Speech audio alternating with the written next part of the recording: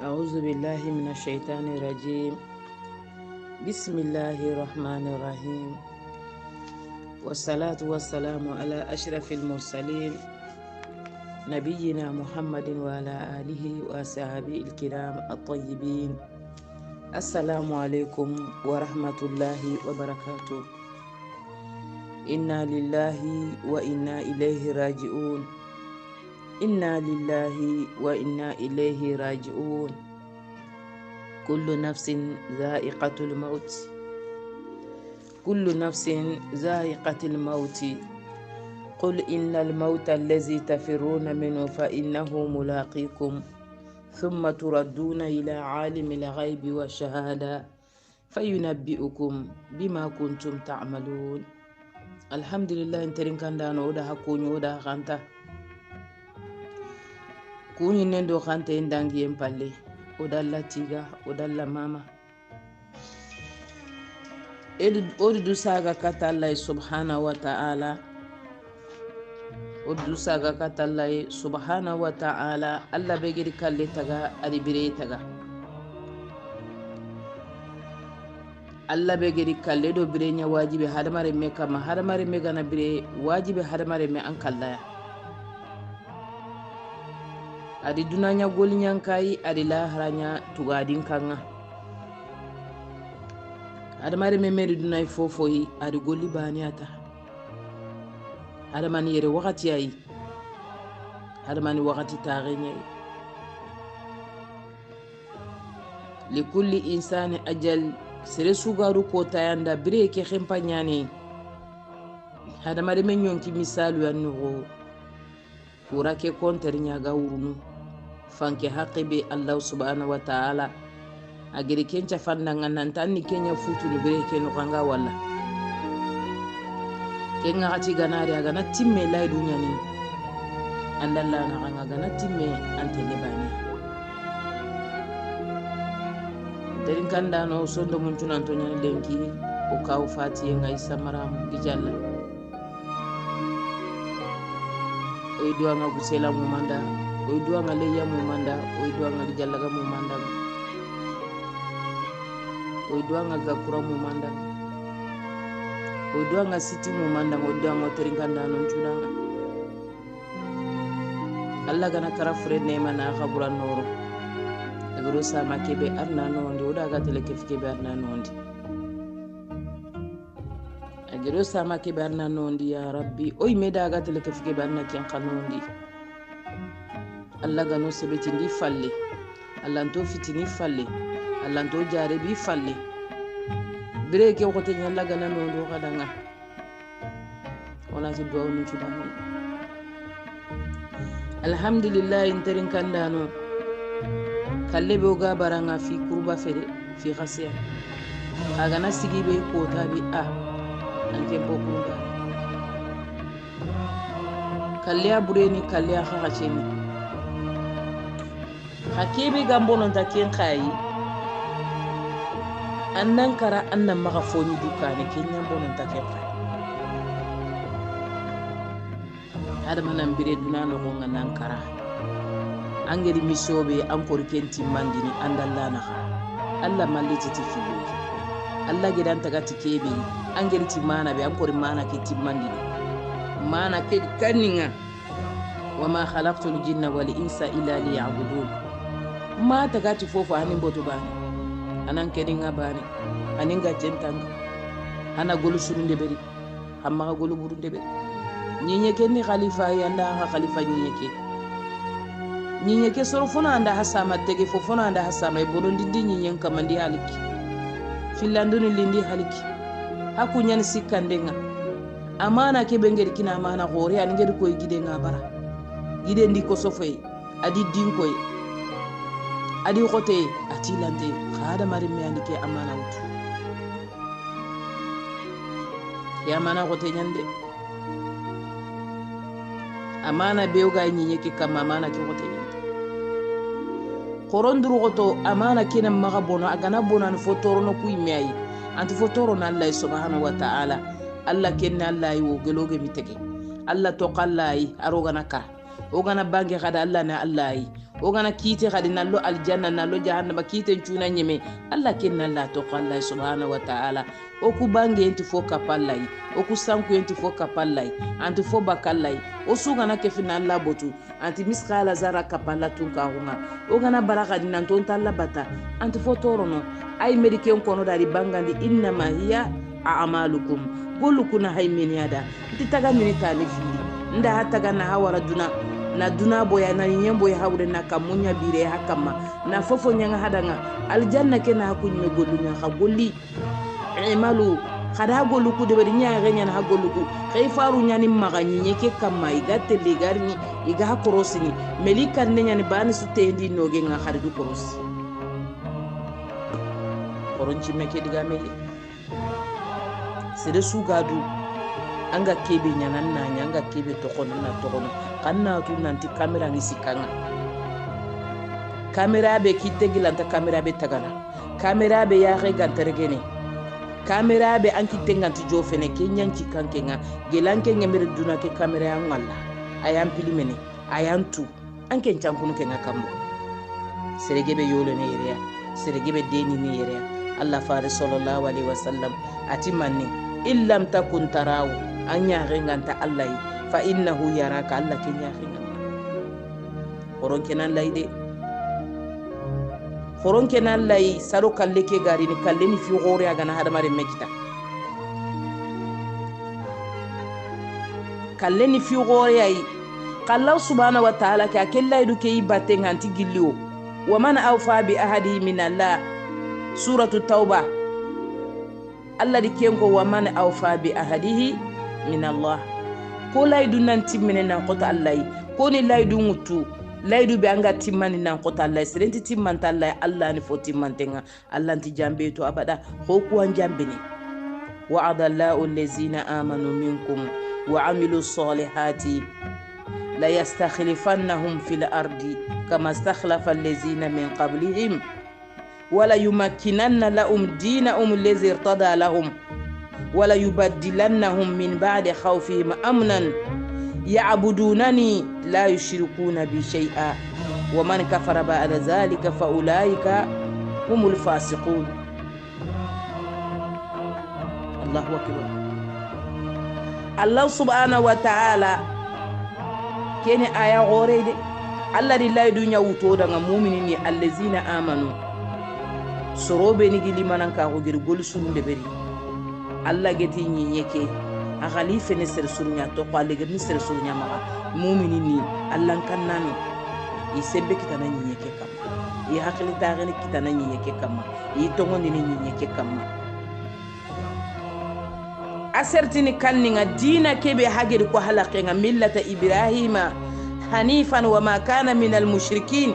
agana nya haga salama ko kiya kam silama o ke laqiqa ibrahima gena hakismai annabi nyimmen kismani ibrahima alayhi salatu wassalam aganani ibrahima milla kebe ibrahima milla adaga kille muhammadu ni kenya kama huwa samakum muslimin al akenya ta hadanga muslimin nyan hay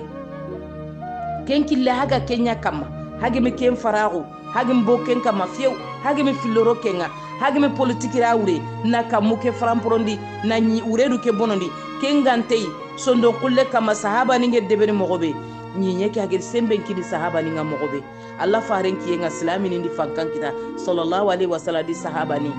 ikhlasu nyandi kenya ado Allah kanni ado dina ke ga mogobe de daga kundunya imi fomi se suro dina ke ure mi garere mi jambere imi gotonta hure mi palare imi politique Allah ge dina ke yankani mogobe qur'ane no gonga Muhammad sallallahu alaihi wasallam adi kinyandi sahaba ninga kundunga sahaba ni kudu wala adi partike kundunga adi gollinya kundunga ada jukungu Muhammadu da kille mutu Allah geti kebe manyadi ko yi Allah geti kebe sire ne adi ko yi iri fo sire mutu gollinya te fo bure ke to du korosini makalle ke gargeniya o gana kawanya na kundunya kenya no na fanka kita nyinye ke kama ona sembe kita nyinye ke kama ona keto konno kunini ar tarikhu min kharad sahaba nindo urumungi ketimea sahaba nindo furusunungi ketimea sahaba ningeri fanka kita igeri sembe kita igeri ketini ni dini timanne dina kiyanu sira nabawiya juzu 20 nawdi manne ko sahaba ninge daga kurembaranga ko mo fili wujune yugo ido kenyango mume bizanta sahaba ni wujunu siki daga mewori ona faren ka Allah faren sallallahu alaihi wasallam ano de mati madadwa ana jama kinoy ana soro ko foma yogoni to nyilo lantida Allahu akbar qaidun giri kanan kengiri ati yalli ke dina o kerindi niti jamanya iba mo ko kerni niti dina ke mo ko kerni niti Allah ito kerni niti Allah onti kerni niti jama onti kerni niti duna awata hagiri dina ke ageni o meriti filloyo oriti finu ku filli ay imma onini imma shahada onan karona ro aljanna o kanna manne o gana karawro na aljanna o kanna manne Allahu akbar kunyu wanyeme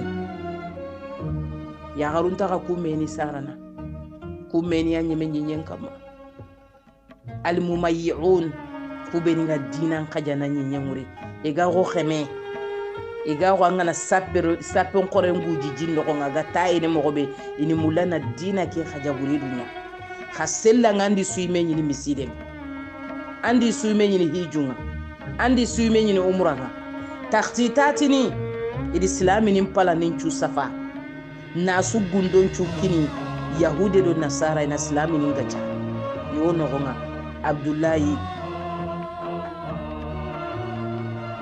Abdullah ibn Ubay ra'isul munafiqin asogodin kutunyan ko ngai ni ke kam angi sallini ri sallini angi sumini ri sumini isere gindi nangi sere gindi dina mbotun tinyani fali igana kampi jamanga geni kitte nguta Allahu akbar antini kiya angi ni wor bolongu nga hijabo ngo bolongu celan nanya gairo dina nan latu kebe gi sondo mo ngaro kebe ga sella intaba asere suga do ammo khusoro nyai Allah to mo khallay Allah mi gorti Allah to gortini a gortini man yalla ni firniya ba anta Allah firniyo ante le minne anga sogini jatige be falle Allah fe anga sogini kemene kebe falle Allah fe anga terege ne kemene kebe aga terege na kempe tallayo ai police ni den katanda ga jamantana kempe tallai Allah ntan katanaw anti sorda se ga wala nan kata ageri kebe taga malakul mauti kebe ageri nya ageri wakala nkama ageri malakul mauti kebe waran kanun kama an ko ta kenga nari kenga nti kono ke musew Allah mi fota ga dunye ke kama ga monon takalle Allah mi fota ga nyen kama ga kakasu kalle Allah unda batenga manne Allah gorti nangure manne atamiye oni kenya ilinki na dina laga na khaja na dina laga na bonondi na dina laga na dinya zukhrufatu ninga tagande farampore nyaga dina feti nyagai dina ni sondo menya dina feti nyagai sere sugeri famu nyaga ngantorompe dina feti nyagai de dina ni sondo menya Allah subhanahu wa ta'ala ana duna khaja na duna tayandi na duna girndi ta bane kennan ne umaga dina tagel laydu be ko agemi kenti mandi Allah na duna girndi lew no su sankundi lew no yankani nyengure lew kennan no Allah maga dina te Allah gel laydu be wutu aganti kenti mandi no ken Allah feta Allah gel laydu suutu ko mandanga kenti mandi ante fotoro na kengawo Allah togo nyane karimu tanke be kedo togo ni kukebi ajati asuwo yo Ar-Rahmanu Ar-Rahim Al-Karimu Al-Barru Al-Latifu Al-Jawadu Al-Razaqu Al-Qadiru Al-Muqtadiru Asuna Allah As-Saburu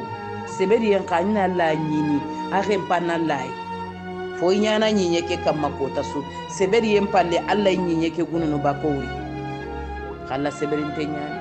Allah munyunte nyani aya renga so aya su fayini ay be su de mananga kebe kama anto horti nangure allan kutano ngunyin kama sumbu kutano ngunyin kama iterene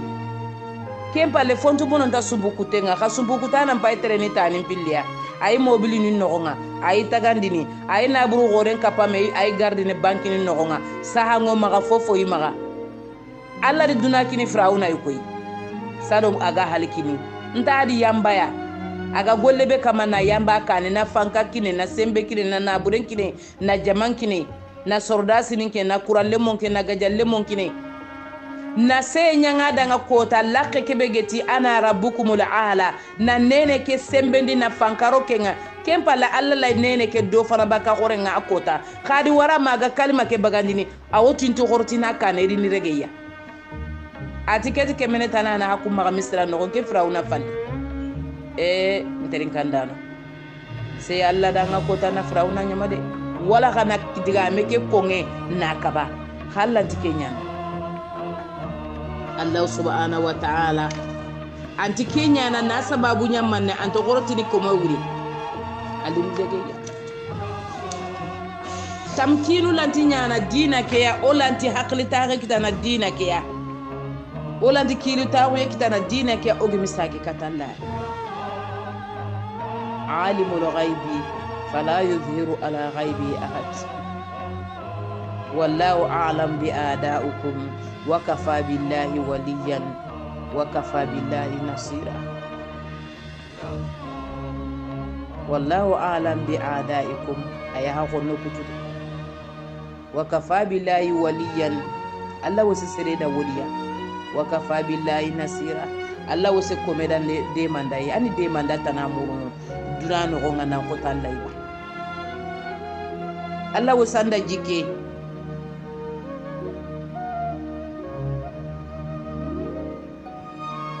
الله سبحانه وتعالى وغننت وكذلك جعلنا لكل نبي عدوا شياطين الإنس والجن يوحي بعضهم إلى بعض زخرف القول غرورا ولو شاء ربك ما فعلوه فذرهم وما يفترون الله يكنتو الله جدا النبي يمسو تغا جدا خيفار سو تغا ادو خوني كيني سرانچه تاني ادو هذا جنن سيطاني honne ngi be suwa jinnando hadama annabi nyimu sere sumi kisi annabi nyimu mu kisi hadama ren qonnonga imi kisi jinnan qonnonga Allah andi tanga ni korosi wori Allah andi kungara nyeke kamma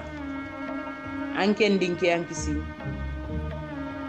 digamenti okuyime anan curo okuyime anan tolongo Allah subhanahu wa ta'ala gari laydu kebe wutu laydu kenan timmo odanga nani ogana dina keraga Allah gari ko mogobi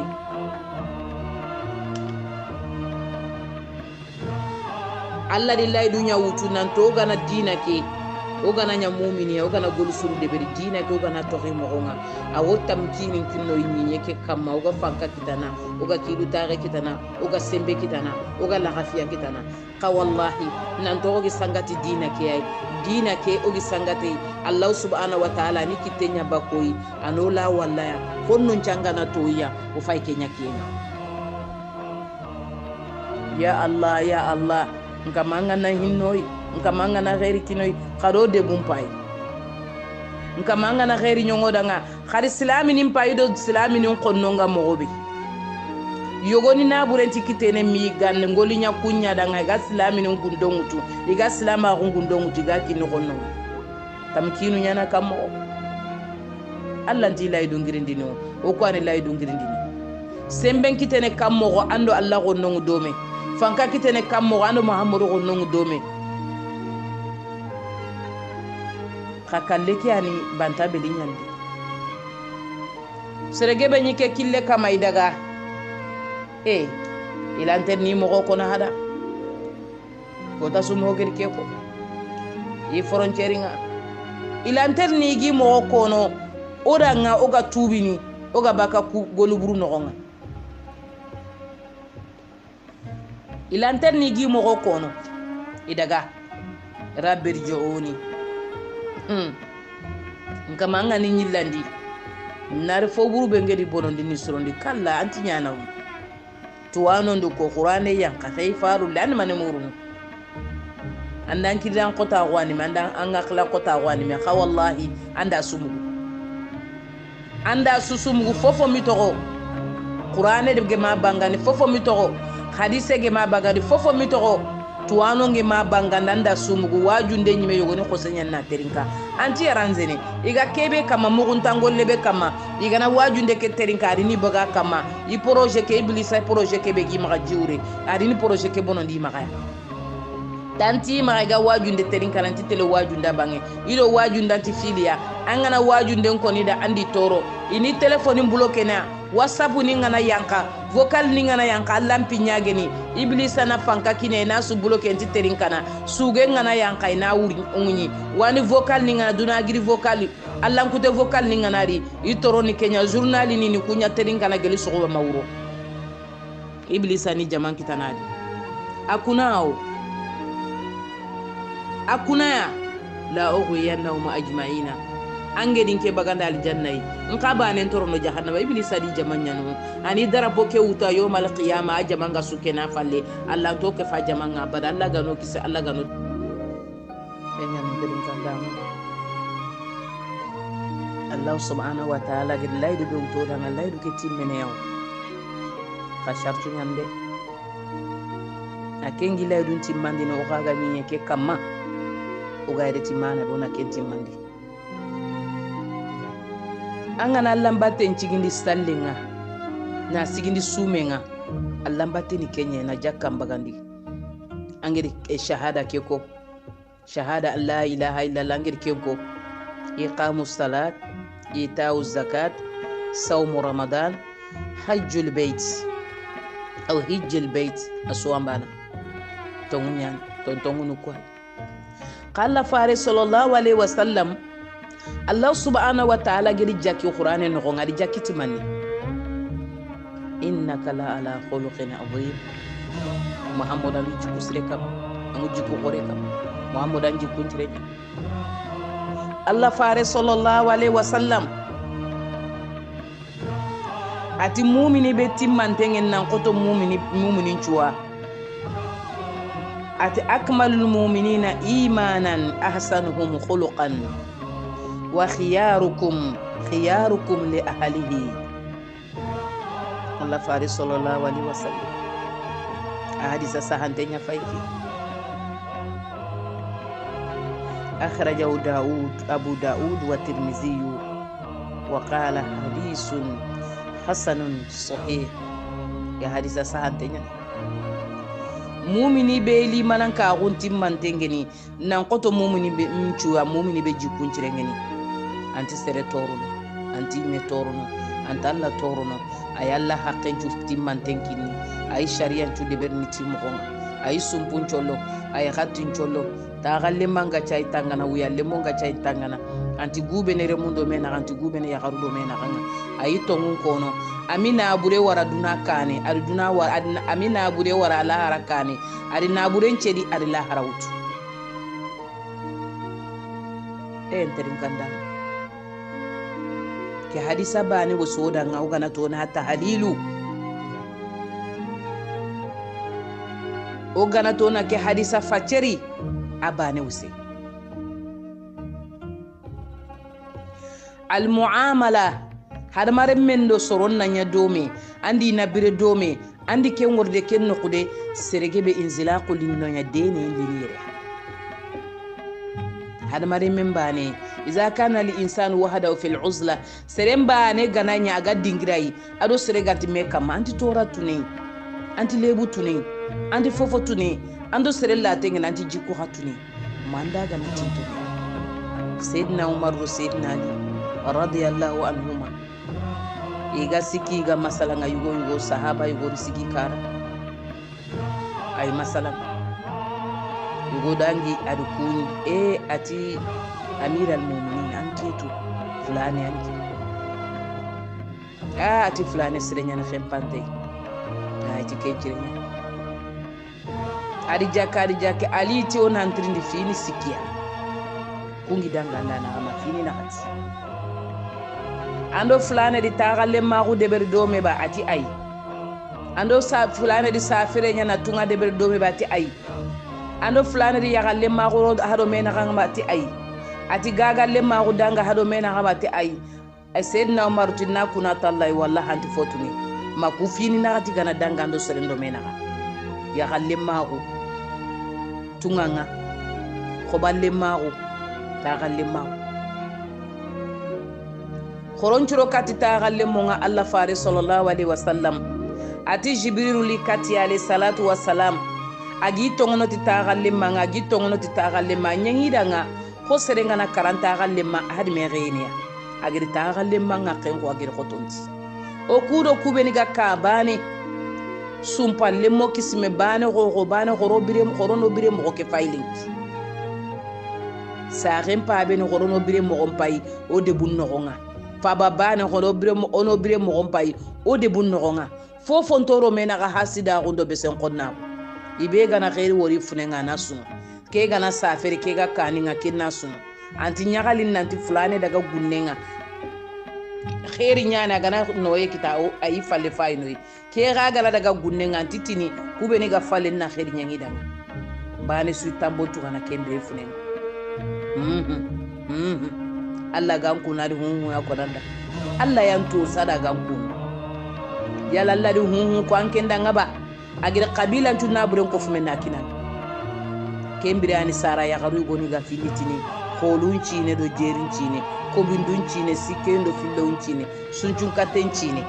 jaba nunci ne bulundunci ne anni ken ko no man Allah gir ne man nyangandanga Allah gir khaira nyangandanga Allah dan gata Allah dan pitina Allah dan jaribe Allah dan kanche aga mullan nantu iri ke khairi kinanga inantu inampai anati melika no da khar sara ya kharke diga mun korosi khari gira nya garun diga mun korosi khari yugo kay me nyangolun korosi pitina nyande aga no Allah gana kuye kinanga adan pitina adan jaribe kembere fo ya garun nagiri ina topuni londi tambutuge nagiri gira nyugu ni gana giri saferi keta iganari fulane yakude maga fulane togode ado kenta kawade heya mungu do keya hakesu ko ngimana melika nungante ndan nogenga angira kalima bane ko yomal qiyamati dangina Allah anjigindini angeti fulane nan kume wayamnauna almaun angeti kenan kume tambutuga di danga yalinke gan kunu ndi tambuatuga ndi ndangori nan kuna to tambo ngindan na gangaw Allah gana ghairi kimo Allah gano al halan turundi khorono haqlen to yimo khorono bire mo pay Allah fare sallallahu alaihi wasallam asahaba ndi refa musri e golinyate agedi tarbiya beri agedi marande beri agedi jila salama gon jikku beriya sahaba ni golinyati kenyai kallelegiya yimini miside okuri nabure nya fay okuri natanya fay okuri kite nya fay ka gortege nabure na nyimmaga lemun nan pese nyime nan pese nti kenya ni balawu ngana yanko anga walla uga kharu gene uga lukene ulanti seberni ulanti munyunu ulanti alla kufana na alla mama na tunanti balawu kene ghairi ay Allah subhanahu wa ta'ala dal qur'ane no gonga ati yalli ana hada nganda hataga na haritu dunaya nganta hajare bini nganta hafitinana nganti musiba yankanina janguron terni na buron korinterni kankoron terni le semen terni koson terni jangranto haganti sarana haganti lemburu sarana haganti tindura butu kasa suwai yalli ngeda hataga ti Kenya hadi fogore murude annan bire duna annanya Allah mila jarabi yankannan kamma ande fogore muru Allah idi qad fatanna allazina min qablihim Allah di soronya fitina ukani sado ku garini ala anbiya wa rusul ada annabi nyumun fitina di jarabi annabi nyumu nyagondi toni la ilaha illa anta subhanaka inni kuntu minadh zalimin annabi nyumu jaman kefiya Ibrahima siti kabila muma jamane muma debe muma mankam ngoy faban kan ngoy kisman kan ngoy ko kan ngoy nanchona bi harqu harbi Allah subhanahu wa ta'ala ya narukuni bardan wa salaman ala Ibrahim yimbeke annanya nema Ibrahima dan annanya galasun kontra nan maga tuime nan to yiduna Allah nya meriyen kin yimbenga na so ibrahima limanan ka ko kama ibrahima gedi husnu zannu be wuti dallana ka jibril rekati alayhi salatu wassalam atani mane mullatin nketi fo murnan ke ngani murnin kamanya ike fingatin kamanya alla be gidin qayya sadu man ko ngi jambe be sitinga alla andin qayya alla ke kamunga ke jikenna alla yi alla ni ndemana khadi wori alla di sakina nyankande yimben no ari yitem puntindi yitendi der khaye ititin khaye ndi der khaye yimbenga nganya kitene soroli sigiti ke khani kammo kammo ko ngina alla da kun taga ibrahima taga ari nyinya taga ari ibrahima nya khayfari ari nya annabi nyimme ari fare be dala qenga ay me diga nduro fe alla girala ay me gerira ka alla ndirala ka ko mala tay ke ngajanga hami ke ngajada alla gaja ndi yimben kama nalla ndi to en kama nalla ndi mulen kama nalla yumungudo yere alla di ko ma gonti gindi ibe garanya ko fono gonga ko fobe gana ke fanga igana mere ge musitanga igana jire ndo sitanga igana fute sitanga annanya to mun kam angana nyanga to mun kam ami sere toro ami jambe ami gare ko ami sumbukute nya ami fofo nyanki tengu kam annati ya rabbi annalla nyaga indaka rabbun karim wa rabbun azim kemen ghoriyam maga tunka karinte ammaga kebe laga ande mana safandan ngamma maga joti maga hammi maga joti maga hammi atoro ngangaw siri gananni alingi dangaya sigana maga yawmal qiyama alla yimulanna kenci kan kita alla dikenkita na gebi ke jira jogan kamma agana janguro nya sellata nga janguro ka angi jare na anti sellene maga suno ananya gali anati ghairi nka mangeri ngori ngangunu janguro kege miselle nka mangotu daraja ni magambange daraja ke gore ngeni landi daraja ke kitana minga na ke toranya ke janguro no gonga nka mangumuru na maga anna me kon kuma ke daraja bada nterin kanda fonti lingalla dana keba nka manille mungorde ndi mo gonda menchunya nkorille munchurondini nka malle muku ila jarabe ke nudu tanke ngallahi andi taga tege ko monyani ke men tege ko menye tege ko mo filo lanti medanga e ala hala nanke nyal amma ganyan kati soromba ka ala hala burenga niro ala hala sirenga anille muku boga ala hala sire anni ala hala bure anniro ala hala sirenga anni sebeti dina ke kama ngamulla ina nya islami le muy mo ben kama sondo me ananke ngalla ma nga yilla na mo be galinganda ya muqallibal qulubi anni sondo me ke yilla anni wara mbeti ke kama anni wara siratal mustaqima killi tolomonta anni wara ke kama ya rabbi kande enti ko me magade kande nanke nyama amba nan katille mu kandana nterin kanda ke ko de anna ku tento Allah ma kasarti nyane de ananya angalla khilidu sondo me ko ulle nyane ame wandire me deberi ame wandire me korto wandire me hasida on tanchondo me be sen konna on tanchondo me ang khairi mulla be suda anti sumpu kutiye anti khatu kutiye anti deberiya anti garia anti haramigeya anti garin cedan nago anti riba safande nyanko to dunay lenki bana suyi mulanire men chafa garin kamma ado khalsin nalitan na yiga khalsi ke ga jitene killebe sere ganan chobinde fulani alle menga killebe ken kama nyanya na gonnenga kenya nyana gajalle manga silama goni minni man ra'a minkum munkaran falyughayyirhu man ra'a minkum munkaran falyughayyirhu Allah faringa disa sahante nya fayki e munkari ngori idi konan kenda kenya balawa idille membonondi idille men jasandi idille men gobondi inti khairi mulalle menda andi angari wori gannin ko ita rengi sro iko fongi sro remmen chuga kanna fuyu goni nyana saranu chuko fiya na rembe mara sareni ke fina rembe mara fabeni ke fina rembe mara kismeni ke fina kismere mara hogonin ke fina hogolinge mara kenya ni gituma amma urogi tampiba demena mbuche nyaga taaguna iterinka igana kebe ko ibe gana nguga anna koninda ibe gana ngoti anna koninda anke ndire men forme fina na formation munafa ko formation na rembe loke no ngana nyaza sekerenga kelle mega na goro kenya na boma atomique nyanke nyimbe maga bomu ke ketina ampina fina sadaka ketini de bidun ko angorne bomu ke woro ay ketina nyime agi daga no kusu abundan kantum bangene agi daga kinanka kunti tumana abada sege sege ndenyani korosi ndenyani isaran na munya fay ko fon no nga iganti dangini fo mi senti dangini fo barakate angeri nyakundu angeri bokundu nga soni ngemo konti soni ngemo se fe wona ni kelungunwa fini wona na nyaake nyata kebaka kunga dango wona ndangini kunga ya anna nyaawa mamugu anna nyaawa mawula na tuma koni bireke kote nyani yabuna adama maka kesuli ke utu anga kelike sorondu ka manga tampini alla maliti kesuya alla daliti ya nantani ke alla botu anni finko ngenyane hadamare men daraja cegende ni yomal qiyama annabi la idris alayhi salatu wassalam lifinda nyani kana khayatan akenyi lifindiniya lifinde kembere mesintonongo hawtu meselle nyanno anyi doro ko lipi mesellenya anyi ngono ni lipi mesellenya anyi fosu de ben mesellenya sorongor ni lifinda maka agana meselle londi barallo mesellenga tasu ani mane kono digan kanu nakati allah subhanahu wa ta'ala da daraja tigeni tikenye annabi la idrisa alayhi salatu wassalam allah subhanahu wa ta'ala ti warafa'nahu makanan aliyya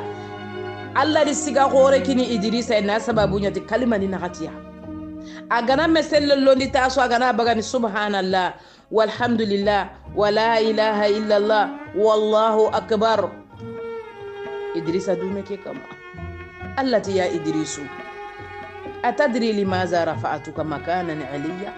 yalla ngotunge da ngutuka munga ngeri ke siga gore kina ngati mana ban kentu ati yankama kentu anyane kentu ati idrisu atanga zikuru benyana angi mpinko nge benyana kiye muma ken kache gindan naganga kamundo nyinyen naganga ata ige meduna dun konchun golle ngakinga allahu akbar allah gore nyani kone allah sirenni kone allah katifodanga kone allah no tugana golle nga fosire allah to tugana fobre allah ri zikuru nyana annabi la idrisa daraja ngutu zikuru nga kalima ni nagat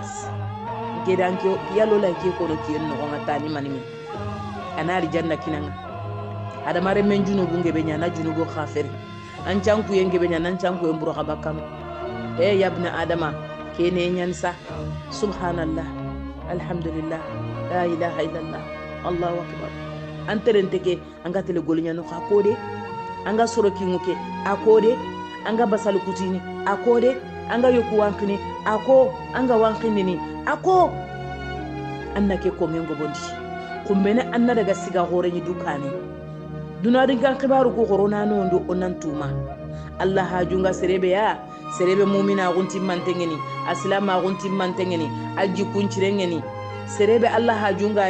allah fare sallallahu alaihi wasallam ati serebe jikunga nasro anda hadamare munga centanga anda allah ga centanga gundo ado bangenga ati kenya ni mu'minin timmantenga mu'mina go ko corona fauna serade ona meto ko la jarabu be ga no gon allah mota ga nan tonti la jarabin duna sere suga ran Allah jarabi nya kanke nyimena allah ne make jata mpetenga de ngwajunde ke gara jofa nga ta on ko be ajati anyin ko lampai an tampai allah kempai annu ko nempai fanke ke be anga futuna nga walla yalla ndum facture to kana layba anyi gande pancho ko no kumpai mangeri no kunyi allah di kenkina nga khairi amma kini yoya ngira nyagare ngira nyugo nterinkanda nkana allah ganan jari bitiremya ande bi nyumu ndangan kane kulle mundi kuta igeti sefene allah ta mi sebri allah ke ko nuhu re menya gonne nuhu yallinga allah dana ko tangen nuhu gede wibe branken tenna mi bra wige ta nuhu ge tampi be woranten na mi foronke nan lay waxe bure gamma ka yusufa waxende yusufa jamba waxiri tamme ke fi yusufa bun yaquba na jamba na siti na wara jumbu no abogu jumbu ndo hanga na robo na nya kome annabi nyimme na robo kendangi na ndagaro ndi kosonga khafu ya garin pitina inna kayda kunna azim ya garin de beren khorenya allah gana yugoron kisi ya garin peranga o meti yugoro be gena du to ya garum maka andi ya whatsapp ninga wandi yaqu andi ya whatsapp nga wandi gida nya garu angi video ni passe nandi na hanga o meti ku ngade kunchangati email kundi du to iblisa maka allah mi takenya kunda nga gummene kuncallundu sumu insalindo soronya batte isumundo soronya batte mi gana tubi baka kenyango Allah subhanahu wa ta'ala ti ati maserebe gana tubi na golu suren deberi ina ketu foga seke burkhanandanga khoron tubi baka kuyango ni kufeti yango suri yu goro ben wiyalle monti soye kitani maga wandi yagaruna kiti maga whatsapp nga ado video nga yu goro be yakunga ti dagamme kitani maga sagan kamma wandi yakuna kiti maga whatsapp ni do video ni an kan islamenya haqqan an chogon tenken an ken islamin timmante nyai muhammadu sallallahu alaihi wasallam amuto yugo an kenga muhammadu gir kebe ko an ken kamma ati ulla awa ati rasul anda Allah faren botu anda Allah botu an ken nyime dalla so kan cakan kamma nan cimme Allah gonne nyana nga malla kana nyana kenga koron ken Allah ide Allah kute nyani komendo Allah na galla to ni bakame silanta hado mena nga kontak inta hado mena hana kan kuti le fofo nta hado mena kallenga na hada mare mebe nyiken kam mambo ko khafu an perdi an kane nya fuya an falle nya falanda alli yawmal qiyamah angolu nya haba'an mansura haba'an mansura Allah ganu kisi hayhata wari go kallen na nyike alhalai hayhata wari yagare kallen na nyike Allah kute kamma anna soyi wandi yugu ndanti soyi nan kinada anna wayndu yugu masala ngundi ansunon tengan kinawre amma man tengan kinawre ami kange kinanga mi gode kinanga mi ke khalsi haqqe kinanga hayhata wari yagare wuronga naro ankina sunna do farlanga na nga sa ngutan kinai na sababu nya tikye nganti topu jonko nti tulla jonko hayhata kallen na nyike ngal halakama hayhata soronya nanja kisella ankina buten qasanten kompen nogonga antankina haqqun timmandini antalla shariyan cigin nandan kina naga annan qawanya na sakano yugondanga yugontan pintenga na grisella aganaro kompen nogonga nan qawaya gare nyini kilita noku anaya gare nyi jikisembe noku anaya gare nyi sabure anaya gare nyi jiya anaya gare nyi wanqifwa anaya gare nyi salanqifwa anaya gare nyi qupiramia agidu quputi hayhata yo gore mbuten quarantaine na grisella agana ro kan no nga kembran ken dan ko felle ayigande ni minne andi to ta belin kama anken tille munu mayiga Allah subhanahu wa ta'ala baraku ya ganda buide lemunun pa ba logo manyan to ko lemunun maga ami qima ro yoya ami qima rankinai ami kawa Allah ya miken Allah mi dankallai lemun changana ti fa ba yigande nga kammo agananya anken ngananya angana dusurondi angana nizamu deberi anga kanalla gundo ado bangenga sahaba ya garunyi nyana ikina ni gandu ni takhini maga bito fini lemun kallen kini na yige na fogu yiga Allah faren trinde adaga di yeku ngakken ko ni danga kono menan to sigrin igana baka kineni ngana baka na sigi fo lakenga ya sayyidi yan kamanyugo ampay ketelle kenan lay gundo ado bange okulay seberni halali dullen kamma olanti seberni harame kamma kenyugo gana bo kendo harame worni kati ken koreya harado foge me dani kituku fille autanaro awa fayde mi fokita lengi ya garuna ta alhamdulillahi rabbil alamin le nya garuna ta alhamdulillahi rabbil alamin oda latiga beti anki tudurungeri kato yando harame gemer kato oda latiga ken kamma yugo nya basura tabi nyani julanyani agen jula ko nga wakati bi adi no do kullu ko debe anyi hinne ne miskino nga anyi hinne ne fuqaru nga yugo kege ni basura julanyani jula ko ke bona maka anyi hinne ne miskino nga anyi hinne ne fuqaru nga la jarabi Allah kita na burum bonon la kita asage tele sakanga fonta magana daga tagudo menjango mbate julani ina hinne ina foki agana irin lellenga ado yigande nari ana falli kore asage nyana gana daga kunchage dinan kutunawre otai wakiti duro likati ya khenga ati uma abdallah ati fomi kitelenki ati fo gore o maga talla o maga okumi kumede Allah go maga fo maga abu abdullah ati li onan challi onan ta ko gujan kamma onan la nyaga onan la nyaga alla gerke koririti adaditi manai anti mulla oga dumene no yen nogonga kummene oga telekume a warake wakati li renga onan la tiga kama onan la mama ona jigiya sire uto dalla na ona tunante alla wodi ke kote uto bako kama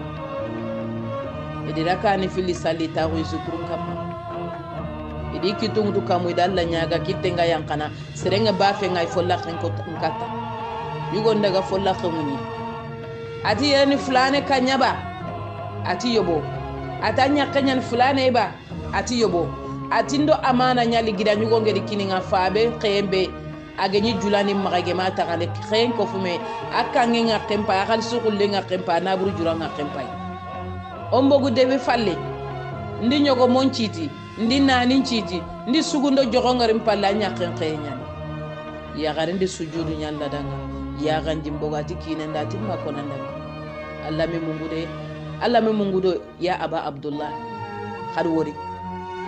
usnu zann billah na jigiya sire mutanda Allah na ngana ko ten no nterin kanda magati ndalla nyaga ndalla la Allah fetike ngalla ni mesogo nyalla ndange njogoyo anga Allah nyaga Allah ni kenya mulani mulana ndigan kanni nyamugu anga kote ke no annati ya rabbi kesu safante nyanan ken nga baraje kesu safante nyanan ken nga aljanna kesu safante nyanan nga daraje maga fido maga lobe maga meme maga suno maga jikiran kuti maga dunge ke ngabada maga dunge Allah ndike mulla ko me maga Allah ni mulla annanya wakati su ammo go munte ngaro kuto ke ango muro kuto ke lingandanga anya gali turo kuto ke ka ken no gonga gada annayle surono Allah ni kenya mulla husnu zanni billah Allah ni kenya mulla jigi asre julani adaga hiji sinay boy julani ge daga hiji lebitana gore go kamanyani julani ke Allah dinna buren kine lebitana gore ngama yi golinyana sorongo golinyana danga lepitane kiya ya gare goro lepitane adire meremme kimise kine ni golle yugo na remme kedo ya sagan to lepitane golle ngono ala anta ka lepitane tugana golinyana na yugo ni lepitane atogoni said ay golinyana no gon kulle nyana kota so ana daga kati ya gare kedire me ana lemine ke nena aga fofo suga magana nyangi danga ani dema nde ase ko patama ya gare daga said sagatati ya said atili seranga wiba kalenki no arangere fofo nyindille medalla nantuga saidi woto amiselle delemme kinyati manenya atinkina golle nyambono kina de faren kayato nan bogo ila ta lebitane tugana saidi wurunten daga lebitane bironga nan daga biro gumum bangi ati daga directeur ngori ati ona feranya ya gareke nan to goire ara ganan lebitane aga dépense muto lebitane kesunga ati barantinya saidi ti yagaren dan dugu maga bogu awurunten daga di mobilu nguta degi kanga agara khalsi be ko fume sino sikka geti tele farlam begi kan he jumbe ge kannenga ada khalsi nguta awurunten daga bironga ada ga tugati yagarenga haqqe be nyana libitani bare menga jele khalsi bay Allahu akbar daga ko yagaren di kitte ngutu kam wa saidi daga saidi ge yanka daga kanga wuronga daga kani fili saladi kitte ngutu kam wati ya rabbi atin kama angoto ke khalsinger ko fume mo be angoto kadina tanka ke yijuna lingindanga kan kama ninya ga ngutu baka kelimina jangirante do sa ganji ken qosontenga Allah farento na seren jikken to fusere be ni jikken go xosi nkama ngene nyata Allah subhanahu wa ta'ala na baraje ngorin kama anningi jindi anke ninke hijindi Allah di sahidi hijindi sahidi gi sogo wuro nga gede kuybe wori atidu du wori ga tawafuna alkabai sorongu tini danga hajjun mabrur wasa'yun mashkur sayido Allah dan hijullaga Allah dan tugangi jumbarajenga atigiri ite alhamdulillah dan natiga fejiringi salli wakati baga taxuna ga azkaru ma telephone sone adutu lepitane mudiru directeur nyande khirati said ati ode ma ati manne nyanga de mana ati dogotoro kebe ga kawasaka potoron kama lepitane kama sire so aga tele hijunga dogotoro ke yakin no qoro sasa ni sare bire nyala ntaka gili yakin karanga sasa oda nyawuto anyani sere nga anna soko potoron kama anda na daga yiji anna ngururi na ngana irina ndam passeport na rikatoi kada Allah woriba urodo ille kerena Allah gere kebe nya saida koron ce Allah yide husnu zanni billah ona jigi asiren to Allah na Allah gere kebe nya saida saiditi igi sogu potoron kamaida gi daga hijungu nyeme isa ganto gi tagu jeddaire porunga ga tagunu iga abiyon duku wakati be yugo ke tokone julana ati daga masalanga ati said atinta tamunya fake nga hijini dalla tiga kanta mani menike atinke ta faranya fake ati kanyi juke qissa nyane de ade qissa ke la gambi yugo ndanga ya ganyi yang kana fillo siko ati said anke ngoli nyani ke le pitane ya anke ke tikari ni na ke khalsinya na ke jike tofu atinke danke tabana anke ngi Allah danke ngiji ni khanke imandi nyime hijini atanna to Allah ge danke ngebe hijini sayido angi junyan lege dinan tinke kallenga nkeri tani tami utun ke kerke gollo gore menyana Allah rike nabru gore kininga sasa o gana daga ndangi jon khalifu in khalisin caga nga nabure ke saga nga awa sasa ya hareke ndi ya hareke liken qawtu lepitane ndali ke muto lepitane ngana daga kha nano kunyi biro munyi bireke nanya na buren jakan naro ne na tampinto jarate ati sayido andin kisi sayido andin jara sayido andin dema andi sadaka mfosongun tago daga mebe ga sadaka sayido andin tongonde hada Allah wori Allah ni kiyai angana Allah mura fa ngure an wala sasa Allah fa ngure angana mura ngo wala angana nte emputa ngalla wala angana noge emputa ngalla wala amman kampai ampa ban kampai anga ginin pai faba filare mun panna butentoni to ku bene gidangi tuguna ko ngama ka kunjati amma gari tampie be worte ndo gubudo no maka kunjati kun to kono te nungeri tora bere kun to kono alla genno e nyangandanga ambutte munyi ancho na mengunyi annan churo kati Allah fari sallallahu alaihi wasallam ati isini la man asa ileka annan churo kati sere soro ben gi bono katanga wa gibure be gamma ga gidan toro te hasida gonga besen qonna gonga debere ndo korte agana ta gonno kusantu mula sere nan to ko sere ko ayan kontoronga anti mulla nan wori angal Allah ga fofo sudan nan nyanga danga Allah nan dangi ne ya duna Allah nan dangi ne ya lahar hami go yugo Allah gari jare biti wa khininga agita ko Baghdadi amare mutumi fabe saren ka palle mare munagati nata ado soro tabuno nagato ifabe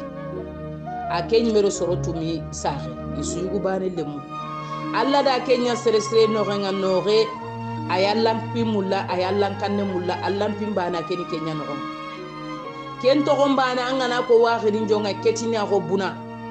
ifitine na ko buna hasida ko ndo beso konna ko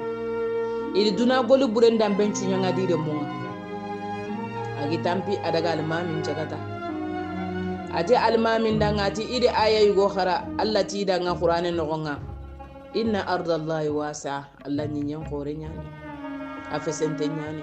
ati liri imerin pitina imerin jarebi selin anti tambutugane alay nyana remme kitene le mukuno nyana tambutugana nti mullanga tambutugana waqiya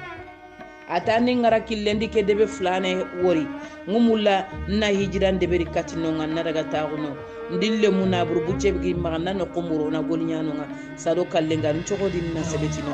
yalla ndi wori subugutu nyani bata ibal ala aksiyatu subu solle nyani adi yoku muta daga nonga kadi ke qissa terin kadi sere sirendo sere bure Allah na haba kame yere adaga tagu kende beya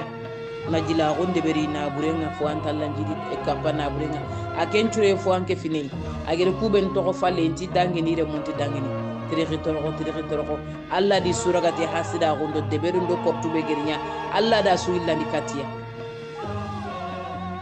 iganatu waqibe kara ana giri anari duwa alaga kebe nyana ken korenda na nyanga danga Allah di noye nyaare munda ngona qissando fondi de munyali nya khadi gere kure mungutu kisumoruli na ko kisumorungutu sere sere ndo sere buren qissani ke awara na nyanga ngama katugiya magam palle bonondi anke nam palle surondi annabillahi Musa do Khidri e qissani ke nyai sara non pili gana suro ifalle Allah safa ni danga gigiru ko Allah safandi danga na sababu nyai sara non bilu sure nyai khoronchuro de khoron maga bono khoronchuro on maga tambo tuga sereya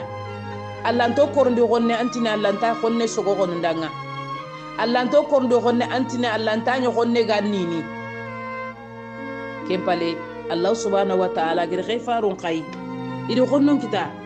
idi khoto idi kita hadamare munga idi kita jinna ninga idi kita suya kenya ni bire ken terin kandano Allah subhanahu wa ta'ala gir kebe muro maga onan tolongo onan churo ono golu kunya khalisatan lillah o sono mo koni labandi onan hinne meya ona khairi nya medanga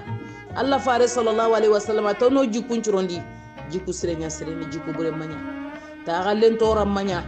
qabila toram manya yogoni birene qabila no gonga khigana kara qabila naso na sababu nya tekke gebe ndo misoyenga angere gajangebe ngor tekke gebe nyani sirem ma te guburu sirebe gana kebe konanda raga sirebe gebe kebe konanda raga angana mu wanna duwa ani ni fulani mungu fulani njoko no na jigi asire mutu haraga la nyan konna gonga kaman sondome haraga la nya gernya ti roga nya anke na jigi asire mutu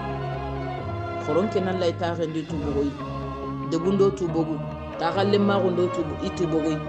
tunga ngando sere suga na kefi haga na sogumei haga me kutime makalle fofo lanta hafatana ando sere suagi kutime tunga nga hagi fete fofo sulantando ken kappa khoron churo khoron innemeya tunga nga lenki balaw be ga tunga nga musiba be ga tunga nyime bana use torai angeri faban kangara tora nyanu angera ga wani faban ka tora nyani khamaka tora tana muru angarun tora tana kamma anna mbuten ker sorongure anna gemme murando soronna nga anna murando soronna nyabane Allah subhanahu wa ta'ala ni kenya mulla mahamuru wakati su ando soronga gajangenga ando soronga fitinanga Allah dike mulla farentu mulla koronke nan lay gundo ado bangenga ona kalle silfanda goro ona kalle kane tawo ono sono mukullo gallay rokuto ni go kitana ona to nante khairi nyani aga nan jare biti remme khairi nyani adan jare biti kine khairi nyani adan jare biti tayne khairi nyani hama woriya ba ya garunga tora be rono mekka majugun ta me rono o kammaw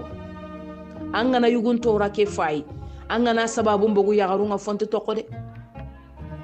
ya garunya ga me deberni ya garunya ga me kortono ya garunga mere mun deberni ya garunga mere mun nyoku monondini iga mere mun gor sogon citini iga mere mun deberni ga ko sonkinyaniya yugun lay kesu deberni ba yugun ti kesu tu yuguni kamunya tu ti uredu tu ya garen ka Allah dinya yi uredu ta ikamuntu inna kayda kunna azim khoronchuro de ya garu odi tora kinyameya ya garu odi liye kinyameya odi leseme kinyameya te inga fetu konna goya te inga feti besen konna goya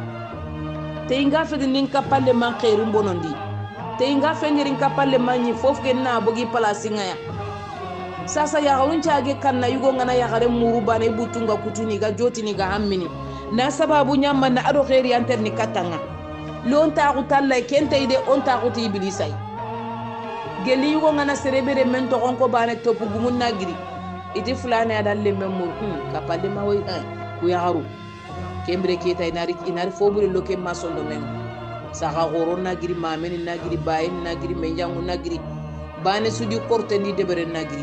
foronke nallay hala to ku gollu sotirindi ni yomal qiyama anke mbeger to pullo nangi degi sobindi yomal qiyama mallagi da cikindi ke fitina be angiri deberi antanu ku fili begi terena daga ke digame ko yomal qiyama anti dangine Allah nan daga na corona du korosire hadamare mambane yankalla hadamare mambane nan qabra hadamare mambane antirindini annanta bugu wandi lukuya annanta bugu wandi khibaru kuya wasabu kenkelliya nalli hadamare munde ma balawninga nalli hadamare munde ma fitina ninga nalli hadamare munde ma munafaqa hunga nalli gorbulu nyangano ni de mi golu burenga Allah gano kisi Allah gano dema wasapu li khadari soron dema na tuwa hunkiniya na soron kanda ini dinan pamu agana ni serebe gara wasapu mututinga nebe innamal a'malu binniyati wa innamal likulli imrin ma nawa gollu no ngani nyaw angere ngani sewtu Allah nan tuga nati kenye ona to nanti yagarun fera mbure nyani qissa yugo yere Baghdadi jula goro sikita ko taygo na buru goran ni maga Baghdadi sakani iga masala ya gare go dangin te ga ya garun kamma ya garen daga sigi falla gi terin kana ya garu ya gare gi ga gale kita e khata nyandi batenga ya ngeni woran ni le gondinia anni fendinia ya garen de gi kama iran cirebe ga adaga bora adi iran kaserondi nali na dunya miskine ari julanu kunta ona di kunya ta ya kanjini bakka timanya kamo atinni de ya habana be bani ninde matalla Allah na tuga nkina daga tunga ngatino mari me tampile sine antalni tampile sine aganterni awani mulanna daga de ben kiti kutana nya bankembe kun kiti kutana antele an kibare ko kenyala tuwana goro nya islami ni nya awona koy ni mulla anna tinkina nanga annan kace begen kanninga alli angiri tunganga annan kace begen kanninga kace kena begen kanninga nkana ke islami go kitana na yare ay soro sikita ke juro ke pete basia angana kende beri na komo fili 20 na 20 dirham kinanga na dirham tampile dirham kinanga eti basinde enterin kandano yugo be ganati yugore be ganata kunna jinke ya garentu ay anken changu anken ti ya garentu yugo la ti ya garentu ay yugo la ti ya garentu magandu to ando ya gare la ibrene me kama hade de mun cara na khoro de mun nyere jiku bana na ngatu nge fillo ko yona mi ko ya ngafina ami ko ya nganti kuntunu magalla kengara dukana ngati ngi ya gare tude yugore la ti ya gare tude inna kayda kunna azim Allah subhanahu wa ta'ala ti ya gare de bere khore ya gare feran khore nyan ya garunya de ya garun toro lenki ya garunya fa ya garun butun qasan no ya garunya fa ya garun toran no nga yugunya fa ke ya garum musiban no igiri geraga qadim bange aro qadim kama kunyi ndati ya qadi atilli katangan kina fa ke ntaga fa de tampille sine awalen kari atidi ngara yoriya anaka chembegen kannenga nimme kita gani me kita ati yugo kata nyakenya bati yobo nyakenyani li anaka chembega kannenga ngana kachembega kannenga ni me kita ngani me kita awadi islami nin qirata wa o sere nan todi kachengir di bakan kannenga ya garan ko sumunya ati ya qadi ati yali ya garebe gana tampile sine ta kina falente haqqi wa nan qawakini sine sunna fagani kenya jate ne kebe gidanga na tuge ati tom eta go yugo goron ta go qadin karanga di tampille sine na fagan jate adaga go mu i jamani wujunu fili dirhamu awa qadin ti yugo ndanti ta bane utuyere ngata ni fili utuyere ngem ke wujunu fili dirhamu tugay yugo lanta katini nyakke fagana kem ko ana kara kusonga ati yo men yangu siki mo fili ma sellanga ifaita on ke no kuflana na sire wara teliri men yangu ku filiri ati da nga khadin chumundi agemi ya fola ke khadin chumundi khalsi joye maganga na bogu kembre ni mo ko na hada ide khalsin kine adaga kine kadinga aro ya garangi kefu certi 20 be kama tampile be kama ya gare ke tampile ke begatia ege bogu sela tampile mpan kalenda daga atanyanta ko jamanga hasoro siki anta ko tahay ya gare tu halanti ya gare gara johana nya kun haku ya gare tu atanga na nyanga ya gare tu lenki menya lagana na ke khalsi subaga ma atawa daga annanya darsu ya anna yugoro kutunga ni ladi dunano gonga anna ko ni daga ti sere magita ro ya gare tanga sere magati ya gare tu sere maga ya gare ro ya gare tu dungene ke nganga na ta ko jamanga nangi jimmen ko tu nan tangi ya gare chabotene angana kende be su ya gare nan lagana gallo kono ya gare tu dungene ke nganna tu nanti ya gare dam bambu ya gare dam mutu no gonga ya gare dan cara ya gare dam bambu ya gare dan ancuguli ya gare dan jogoma ankel lanti fotu nan koto ya gare ya Allah ya gare taga talla bunte sentida kananti feranta maga afera nyan qoran peran nderin kadano ke qissanya bagdad inna kayda kunna azim adina buren chu bogu yoma